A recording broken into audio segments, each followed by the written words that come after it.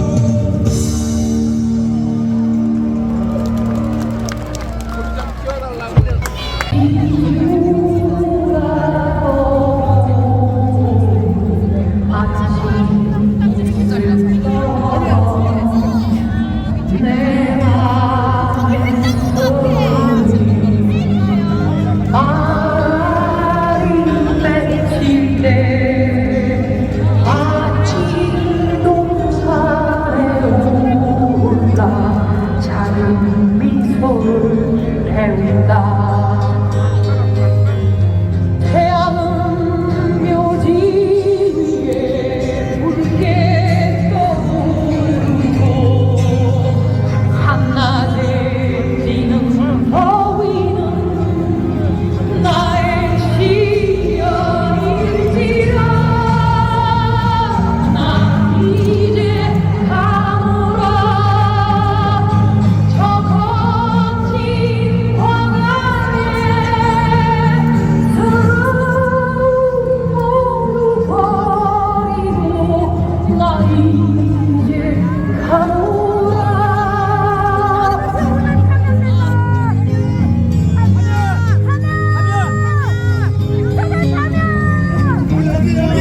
여기 중국!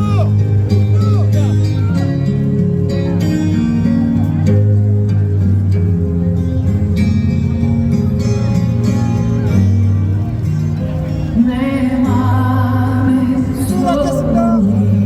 앉아도 된대요. 바람이 맺힐 때 마치 동산에 올라 작은 미소를 배운다. 태양은 묘지 위에 붉게 떠오르고 한낮에 찌는 더위는 나의 시련일지라. 나 이제 가노라.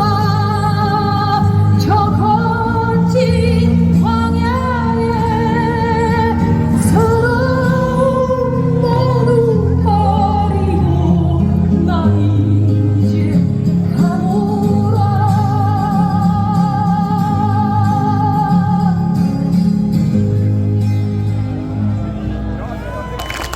124일 한겨울을 넘기며 치열하게 그리고 끈질기게 싸운 우리, 오늘 파면을 쟁취하고 새로운 내일로 나아갈 거라고 생각하는데 여러분 동의하십니까?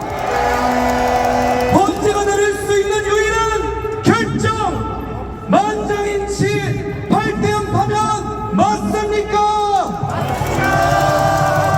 떨리는 마음으로 대회를 선언합니다. 참여해주신 분들의 힘찬 박수 함성으로 파면 촉구대회를 시작하겠습니다.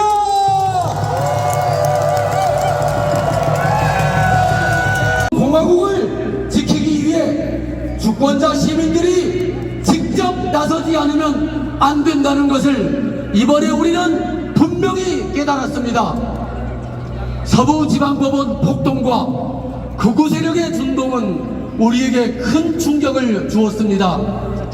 그러나 과거 4.19 혁명, 5.18 민중항쟁, 60 민주항쟁에서 우리 선배들이 반민주 세력의 책동에 맞서 가열찬 투쟁으로 민주공화국을 지켜냈듯이 우리는 지금 2025년 윤석열 내란 7.1 쿠데타를 맞서 용감하게 민주항쟁 역사의 한 페이지를 쓰고 있는 것입니다. 이제 막바지입니다. 그런데 끝까지 방심해서는 안 됩니다. 헌재가 최종 결론을 어떻게 내릴지, 저 극악한 내란 세력들이 또 어떤 꿍꿍이를 꾸밀지 두 눈 부릅뜨고 지켜봅시다. 민주시민의 이름으로, 주권자의 이름으로 헌법 파괴범의 책동에 의연하고 당당하게 맞섭시다. 그러나 파면이 끝은 아닙니다. 오히려 그간 광장에서 그토록 애타게 주장했던 차별과 혐오가 없는 평등사회, 전쟁과 생명안전의 위험에서 벗어난 평화 안전사회, 누구나 인간답게 사는 그런 다시 만난 세계를 바로 지금 여기에서 만들어 나가는 노력을 멈추지 맙시다.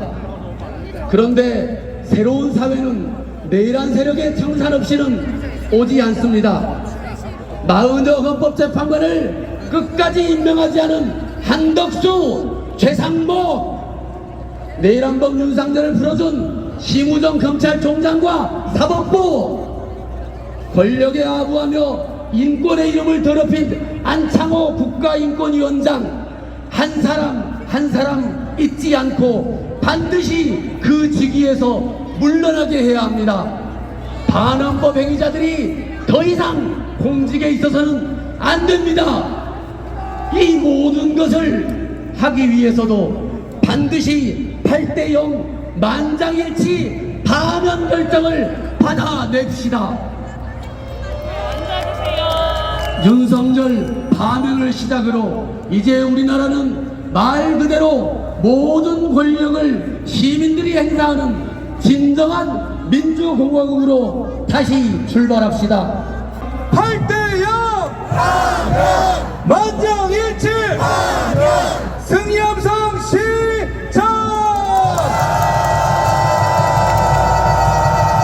누구나 빈손으로 소설 같은 한 편의 이름 세상에 우리만 살고 머리 위로 고개를 힘차게 흔들어 주십시오. 모든 걸 잘할 수 없어 오늘보다 더 나은 내일이면 돼 인생은 윤석열이요 파면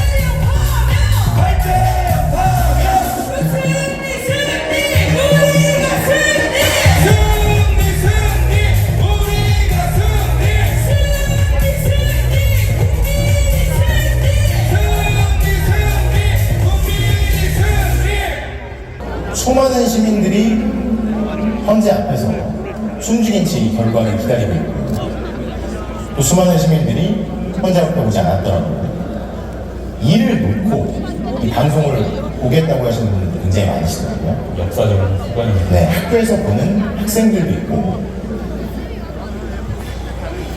학교를 가지 않고 보는 학생들도 있고 지금 세대와 이 미래 세대 또 자녀들에게 헌법이 어떻게 작동하는지를 헌법재판소가 어떤 결정을 통해서 보여줄 것인지. 자, 이제 탄핵심판 선고까지 10초 정도 남기고 헌법재판관들이 입장하고 있습니다.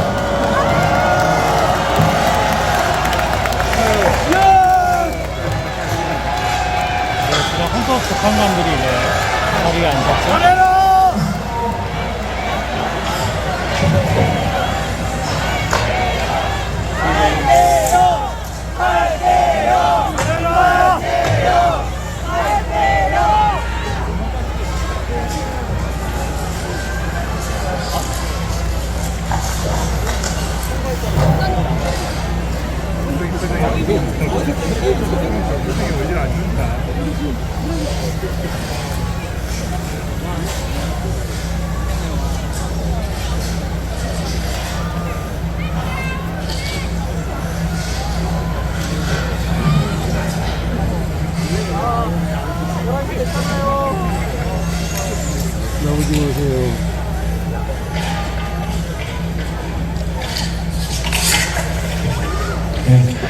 지금부터 2024 헌납할 대통령 윤석열 탄핵 사건에 대한 선고를 시작하겠습니다.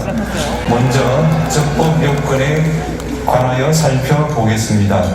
이 사건 계엄 선포가 사법심사의 대상이 되는지에 관하여 보겠습니다.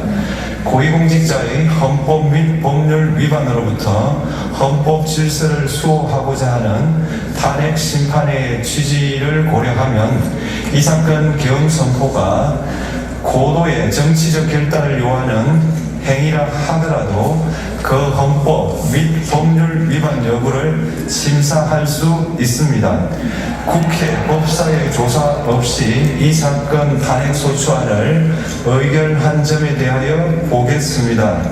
헌법은 국회의 소추 절차를 입법에 맡기고 있고 국회법은 법사위 조사 여부를 국회의 재량으로 규정하고 있습니다. 따라서 법사위의 조사가 없었다고 하여 탄핵소추 의결이 부적법하다고 볼 수 없습니다. 이 사건 탄핵소추안의 의결이 일사부재의 원칙에 위반되는지 여부에 대해서 보겠습니다. 국회법은 부결된 안건을 같은 회기 중에 다시 발의할 수 없도록 규정하고 있습니다. 피청구인에 대한 1차 탄핵소추안이 제418회 정기회 회기에 투표 불성립되었지만 이 사건 탄핵소추안은 제419회 임시회기 중에 발의되었으므로 일사부재의 원칙에 위반되지 않습니다. 한편 이에 대해서는 다른 회기에도 탄핵소추안의 발의 횟수를 제한하는 입법이 필요하다는 재판관 정형식의 보충 의견이 있습니다. 이 사건 계엄이 단시간 안에 해제되었고 이로 인한 피해가 발생하지 않았으므로 보호이익이 헌결되었는지 여부에 대해서 보겠습니다. 이 사건 계엄이 해제되었다고 하더라도 이 사건 계엄으로 인하여 이 사건 탄핵 사유는 이미 발생하였으므로 심판의 이익이 부정된다고 볼 수 없습니다.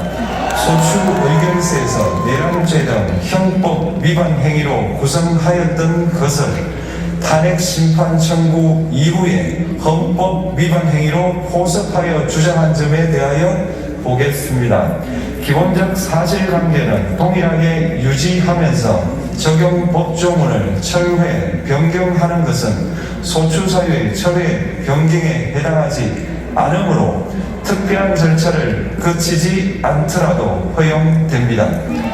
피청구인은 소추사유의 뇌란죄 관련 부분이 없었다면 의결 정족수를 충족하지 못하였을 것이라고 주장하지만 이는 가정적 주장에 불과하며 객관적으로 뒷받침할 만한 근거도 없습니다. 대통령의 지위를 탈취하기 위하여 탄핵 소추권을 남용하였다는 주장에 대하여 보겠습니다. 이 사건 탄핵 소추안의 의결 과정이 적법하고 피소추자의 헌법 또는 법률 위반이 일정 수준 이상 소명되었으므로 탄핵 소추권이 남용되었다고 볼 수 없습니다. 그렇다면 이 사건 탄핵 심판 청구는 적법합니다. 한편 증거법칙과 관련하여 탄핵 심판 절차에서 형사소송법상 전문법칙을 완화하여 적용할 수 있다는 재판관 이미선, 김영두의 보충 의견과 탄핵 심판 절차에서 앞으로는 전문법칙을 보다 엄격하게 적용할 필요가 있다는 재판관 김복형, 조한창의 보충 의견이 있습니다. 다음으로 피청구인이 직무집행에 있어 헌법이나 법률을 위반하였는지 피청구인의 법 위반 행위가 피청구인을 파면할 만큼 중대한 것인지에 관하여 살펴보겠습니다. 우선 소추 사유별로 살펴보겠습니다. 1. 이 사건 계엄 선포에 관하여 보겠습니다. 헌법 및 계엄법에 따르면 비상계엄 선포의 실체적 요건 중 하나는 전시, 사변 또는 이에 준하는 국가 비상사태로 저가 교전 상태에 있거나 사회 질서가 극도로 교란되어 행정 및 사법 기능의 수행이 현저히 곤란한 상황이 현실적으로 발생하여야 한다는 것입니다. 피청구인은 야당이 다수 의석을 차지한 국회의 이례적인 탄핵소추 추진, 일방적인 입법권 행사 및 예산삭감 시도 등의 전횡으로 인하여 위와 같은 중대한 위기사항이 발생하였다고 주장합니다. 피청구인의 취임 후 이 사건 계엄 선포 전까지 국회는 행안부 장관, 검사, 방통위위원장, 감사원장 등에 대하여 총 22건의 탄핵소추안을 발의하였습니다. 이는 국회가 탄핵소추 사유의 위헌, 위법성에 대해 숙고하지 않은 채 법 위반의 의혹에만 근거하여 탄핵심판 제도를 정부에 대한 정치적 압박 수단으로 이용하였다는 우려를 낳았습니다. 그러나 이 사건 계엄 선포 당시에는 검사 1인 및 방통위위원장에 대한 탄핵심판 절차만이 진행 중이었습니다. 피청구인이 야당이 일방적으로 통과시켜 문제가 있다고 주장하는 법률안들은 피청구인이 제의를 요구하거나 공포를 보류하여 그 효력이 발생되지 않은 상태였습니다. 2025년도 예산안은 2024년 예산을 집행하고 있었던 이 사건 계엄 선포 당시 상황에 어떠한 영향을 미칠 수 없고 위 예산안에 대하여 국회 예결특위의 의결이 있었을 뿐 본회의의 의결이 있었던 것도 아닙니다. 따라서 국회의 탄핵소추, 입법, 예산안 심의 등의 권한 행사가 이 사건 계엄 선포 당시 중대한 위기 상황을 현실적으로 발생시켰다고 볼 수 없습니다. 국회의 권한 행사가 위법, 부당하더라도 헌법재판소의 탄핵 심판, 피청구인의 법률안 제의 요구 등 평상시 권력 행사 방법으로 대처할 수 있으므로 국가 긴급권의 행사를 정당화할 수 없습니다. 피청구인은 부정선거 의혹을 해소하기 위하여 이 사건 계엄을 선포하였다고도 주장합니다. 그러나 어떠한 의혹이 있다는 것만으로 중대한 위기 상황이 현실적으로 발생하였다고 볼 수는 없습니다. 또한 중앙선관위는 제22대 국회의원 선거 전에 보안 취약점에 대하여 대부분 조치하였다고 발표하였으며 사전, 우편, 투표함, 보관장소, CCTV 영상을 24시간 공개하고 개표 과정에 수검표 제도를 도입하는 등의 대책을 마련하였다는 점에서도 피청구인의 주장은 타당하다고 볼 수 없습니다. 결국 피청구인이 주장하는 사정을 모두 고려하더라도 피청구인의 판단을 객관적으로 정당화할 수 있을 정도의 위기 상황이 이 사건 계엄 선포 당시 존재하였다고 볼 수 없습니다. 헌법과 계엄법은 비상계엄 선포의 실체적 요건으로 병력으로서 군사상의 필요에 응하거나 공공의 안전질서를 유지할 필요와 목적이 있을 것을 요구하고 있습니다. 그런데 피청구인이 주장하는 국회의 권한 행사로 인한 국정마비 상태나 부정선거 의혹은 정치적, 제도적, 사법적 수단을 통하여 해결하여야 할 문제이지 병력을 동원하여 해결할 수 있는 것이 아닙니다. 피청구인은 이 사건 계엄이 야당의 전횡과 국정위기 상황을 국민에게 알리기 위한 경고성 계엄 또는 호소형 계엄이라고 주장하지만 이는 계엄법이 정한 계엄 선포의 목적이 아닙니다. 또한 피청구인은 계엄 선포에 그치지 아니하고 군경을 동원하여 국회의 권한 행사를 방해하는 등의 헌법 및 법률 위반 행위로 나아갔으므로 경고성 또는 호소형 계엄이라는 피청구인의 주장을 받아들일 수 없습니다. 그렇다면 이 사건 계엄 선포는 계엄 비상계엄 선포의 실체적 요건을 위반한 것입니다. 다음으로 이 사건 계엄 선포가 절차적 요건을 준수하였는지에 관하여 보겠습니다. 계엄 선포 및 계엄사령관 임명은 국무회의의 심의를 거쳐야 합니다. 피청구인이 이 사건 계엄을 선포하기 직전에 국무총리 및 9명의 국무위원에게 계엄 선포의 취지를 간략히 설명한 사실은 인정됩니다. 그러나 피청구인은 계엄사령관 등 이 사건 계엄의 구체적인 내용을 설명하지 않았고 다른 구성원들에게 의견을 진술할 기회를 부여하지 않은 점을 고려하면 이 사건 계엄 선포에 관한 심의가 이루어졌다고 보기도 어렵습니다. 그 외에도 피청구인은 국무총리와 관계 국무위원이 비상계엄 선포문에 부서하지 않았음에도 이 사건 계엄을 선포하였고 그 시행 일시, 시행 지역 및 계엄사령관을 공고하지 않았으며 지체 없이 국회에 통고하지도 않았으므로 헌법 및 계엄법이 정한 비상계엄 선포의 절차적 요건을 위반하였습니다. 2. 국회에 대한 군경 투입에 관하여 보겠습니다. 피청구인은 국방부 장관에게 국회에 군대를 투입할 것을 지시하였습니다. 이에 군인들은 헬기 등을 이용하여 국회 경내로 진입하였고 일부는 유리창을 깨고 공간 내부로 들어가기도 하였습니다.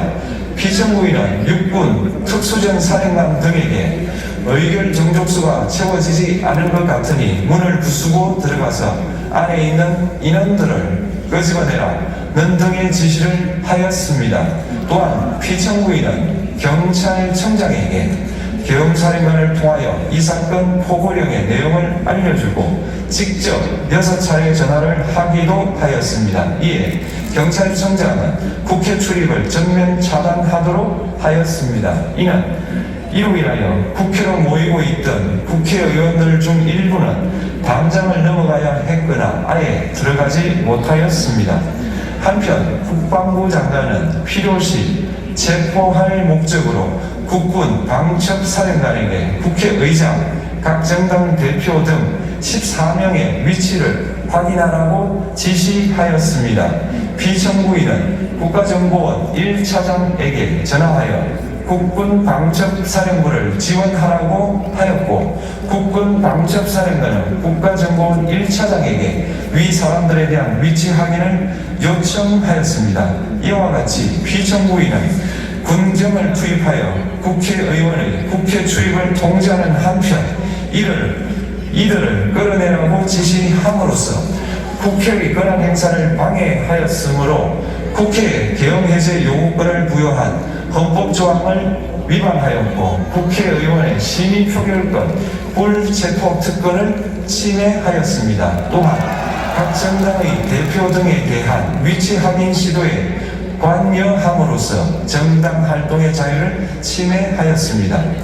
피청구인은 국회의 권한 행사를 막는 등 정치적 목적으로 병력을 투입함으로써 국가 안전보장과 국토방위를 사명으로 하여 나라를 위해 봉사하여 온 군인들이 일반 시민들과 대치하도록 만들었습니다. 이에 피청구인은 국군의 정치적 중립성을 침해하고 헌법에 따른 국군 통수 의무를 위반하였습니다. 3. 이 사건 포고령 발령에 관하여 보겠습니다. 피청구인은 이 사건 포고령을 통하여 국회, 지방의회, 정당의 활동을 금지함으로써 국회에 계엄해제 요구권을 부여한 헌법조항, 정당제도를 규정한 헌법조항, 대의민주주의 권력분리 원칙을 위반하였습니다. 비상계엄 하에서 기본권을 제한하기 위한 요건을 정한 헌법 및 계엄법 조항, 영장주의를 위반하여 국민의 정치적 기본권, 단체 행동권, 직업의 자유를 침해하였습니다. 4. 중앙선관위에 대한 압수수색에 관하여 보겠습니다. 피청구인은 국방부 장관에게 병력을 동원하여 선관위의 전산 시스템을 점검하라고 지시하였습니다. 이에 따라 중앙선관위 청사에 투입된 병력은 출입 통제를 하면서 당직자들의 휴대전화를 압수하고 전산 시스템을 촬영하였습니다. 이는 선관위에 대하여 영장 없이 압수수색을 하도록 하여 영장주의를 위반한 것이자 선관위의 독립성을 침해한 것입니다. 5. 법조인에 대한 위치 확인 시도에 관하여 보겠습니다. 앞서 말씀드린 바와 같이 피청구인은 필요시 체포할 목적으로 행해진 위치 확인 시도에 관여하였는데 그 대상에는 퇴임한 지 얼마 되지 않은 전 대법원장 및 전 대법관도 포함되어 있었습니다. 이는 현직 법관들로 하여금 언제든지 행정부에 의한 체포 대상이 될 수 있다는 압력을 받게 하므로 사법권의 독립을 침해한 것입니다. 지금까지 살펴본 피청구인의 법 위반 행위가 피청구인을 파면할 만큼 중대한 것인지 관하여 보겠습니다. 피청구인은 국회와의 대립상을 타개할 목적으로 이 사건 계엄을 선포한 후 군경을 투입시켜 국회의 헌법상 권한 행사를 방해함으로써 국민주권주의 및 민주주의를 부정하고 병력을 투입시켜 중앙선관위를 압수수색하도록 하는 등 헌법이 정한 통치구조를 무시하였으며 이 사건 포고령을 발령함으로써 국민의 기본권을 광범위하게 침해하였습니다. 이는 이러한 행위는 법치국가 원리와 민주국가 원리의 기본 원칙들을 위반한 것으로 그 자체로 헌법 질서를 침해하고 민주공화정의 안정성에 심각한 위해를 끼쳤습니다. 한편 국회가 신속하게 비상계엄 해제 요구를 결의할 수 있었던 것은 시민들의 저항과 군경의 소극적인 임무 수행 덕분이었으므로 이는 피청구인의 법 위반에 대한 중대성 판단에 영향을 미치지 않습니다. 대통령의 권한은 어디까지나 헌법에 의하여 부여받은 것입니다. 피청구인은 가장 신중히 행사되어야 할 권한이 국가 기업권을 헌법에서 정한 한계를 벗어나 행사하여 대통령으로서의 권한 행사에 대한 불신을 초래하였습니다. 피청구인이 취임한 이래 야당이 주도하고 이례적으로 많은 탄핵소추로 인하여 여러 고위공직자의 권한 행사가 탄핵 심판 중 정지되었습니다. 2025년도 예산안에 관하여 헌정사상 최초로 국회 예산결산특별위원회에서 정액 없이 감액에 대해서만 야당 단독으로 의결하였습니다. 피청구인이 수립한 주요 정책들은 야당의 반대로 시행될 수 없었고 야당은 정부가 반대하는 법률안들을 일방적으로 통과시켜 피청구인의 제의 요구와 국회의 법률안 의결이 반복되기도 하였습니다. 그 과정에서 피청구인은 야당의 전횡으로 국정이 마비되고 국익이 현저히 저해되어 가고 있다고 인식하여 이를 어떻게든 타개하여야만 한다는 막중한 책임감을 느끼게 되었을 것으로 보입니다. 피청구인이 국회의 권한 행사가 권력 남용이라거나 국정마비를 초래하는 행위라고 판단한 것은 정치적으로 존중되어야 합니다. 그러나 피청구인과 국회 사이에 발생한 대립은 일방의 책임에 속한다고 보기 어렵고 이는 민주주의 원리에 따라 해소되어야 할 정치의 문제입니다. 이에 관한 정치적 견해의 표명이나 공적 의사결정은 헌법상 보장되는 민주주의와 조화될 수 있는 범위에서 이루어져야 합니다.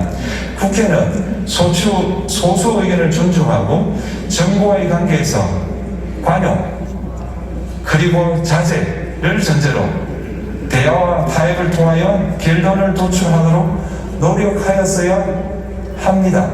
피청구인 역시 국회의 대표인 국회를 협치의 대상으로 존중하였어야 합니다. 그럼에도 불구하고 피청구인은 국회를 배제의 대상으로 삼았는데 이는 민주정치의 전제를 허무는 것으로 민주주의와 조화된다고 보기 어렵습니다.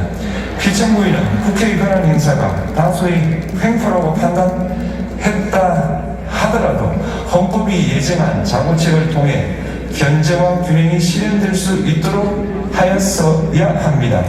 피청구인은 취임한 때로부터 약 2년 후에 치러진 국회의원 선거에서 피청구인이 국정을 주도하도록 국민을 설득할 기회가 있었습니다. 그 결과가 피청구인의 의도에 부합하지 않더라도 야당을 지지한 국민의 의사를 배제하려는 시도를 하여서는 안 되었습니다. 그럼에도 불구하고 피청구인은 헌법과 법률을 위반하여 이 사건 개혁을 선포함으로써 국가 긴급권 남용의 역사를 재현하여 국민을 충격에 빠뜨리고 사회, 경제, 정치, 외교 전반 전 분야의 혼란을 야기하였습니다. 국민 모두의 대통령으로서 자신을 지지하는 국민을 초월하여 사회 공동체를 통합시켜야 할 책무를 위반하였습니다. 공경을 동원하여 국회 등 헌법기관의 권한을 훼손하고 국민의 기본적인 인권을 침해함으로써 헌법소의 책무를 저버리고 민주공화국의 주권자인 대한국민의 신임을 중대하게 배반하였습니다. 결국 피청구인의 위법 행위는 국민의 신임을 배반한 것으로 헌법소의 관점에서 용납될 수 없는 중대한 법 위반 행위에 해당합니다. 피청구인의 법 위반 행위가 헌법 질서에 미친 부정적 영향과 파급 효과가 중대하므로 피청구인을 파면함으로써 얻는 헌법소의 이익이 대통령 파면에 따르는 국가적 손실을 압도할 정도로 크다고 인정됩니다. 재판관 전원의 일치된 의견으로 중립을 선언합니다. 탄핵 사건이므로 선고 시각을 확인하겠습니다. 지금 시각은 오전 11시 22분입니다. 충분 피청구인 대통령 윤석열을 파면합니다.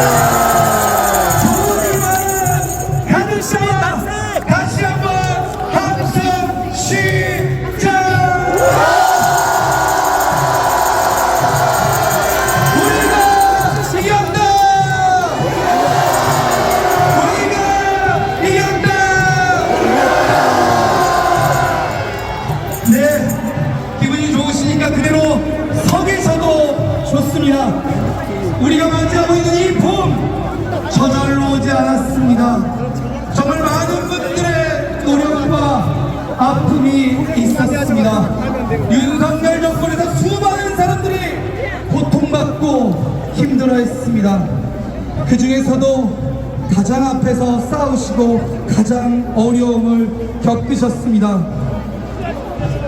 이태원 참사 유가족협의회 운영위원장 이종민 위원장님을 박수로 모시겠습니다.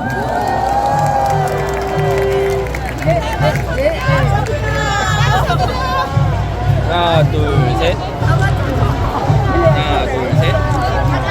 시민 여러분, 감사합니다. 감사합니다. 이제야 비로소 봄이 찾아왔습니다.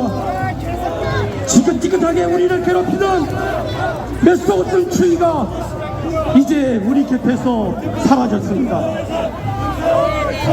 12.3 비상계엄의 밤 국회로 뛰어간 우리 유가족들이 있었습니다. 또다시 누군가 희생되는 비극이 없어서야 한다는 아주 단순한 생각뿐이었습니다.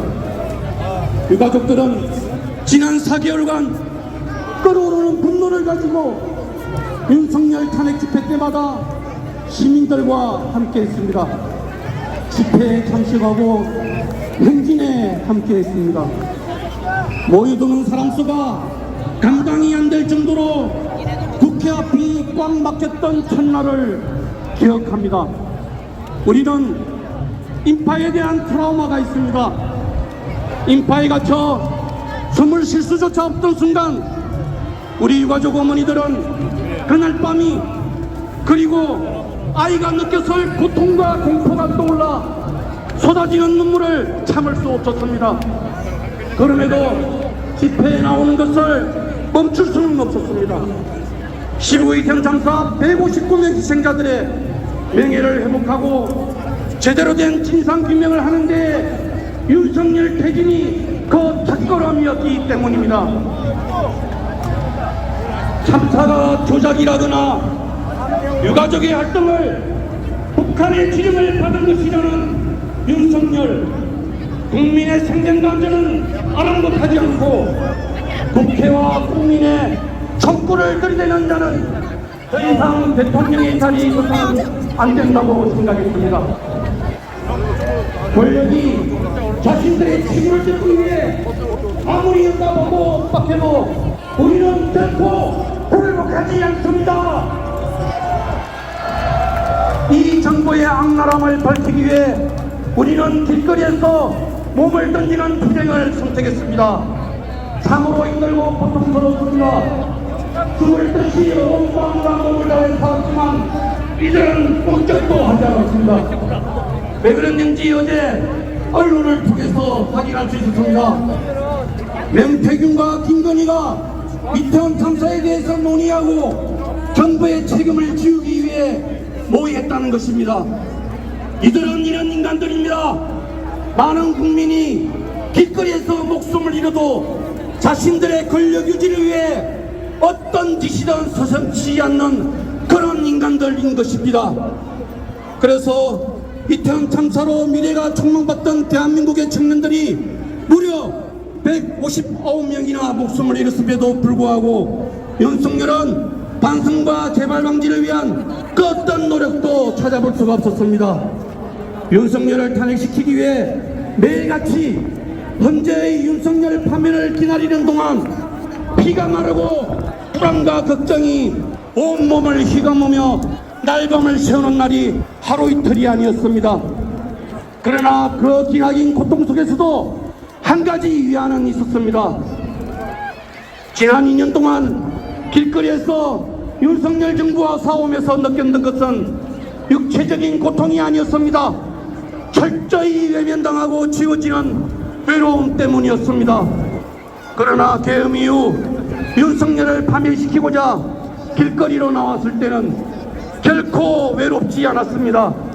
윤석열을 끌어내리고자 모여든 애국 시민들이, 청년들이 광장을 가득 메우는 모습을 보면서 그동안 가슴속 깊이 억눌려왔던 슬픔과 분노가 치유받는 감명을 받았습니다.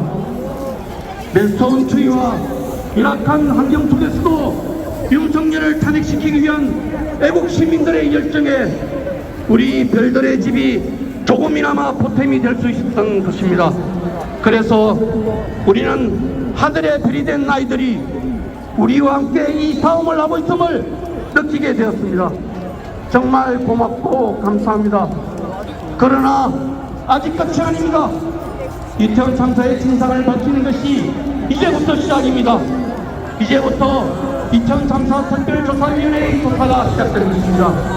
그동안 은폐시켰던 모든 의혹들을 낱낱이 밝혀내고 그 책임의 중심 있는 자들은 엄중하게 심판하고 합당한 재판을 물음으로써 대한민국의 정의가 살아있음을 꼭 증명하고 말 것입니다.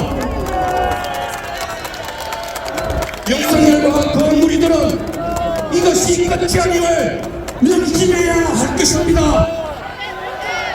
시민 여러분, 우리가 이 싸움에서 더 이상 외롭지 않도록 힘을 보태주십시오. 도와주십시오. 부탁드립니다. 감사합니다.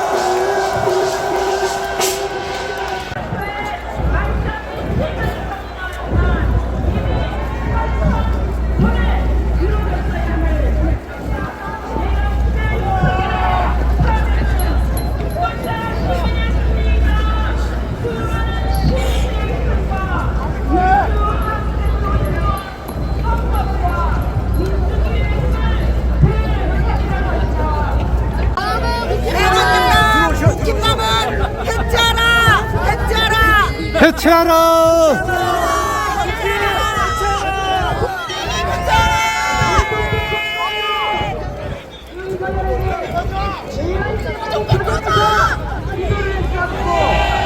이번 남은 현행은 수상한 유기였다.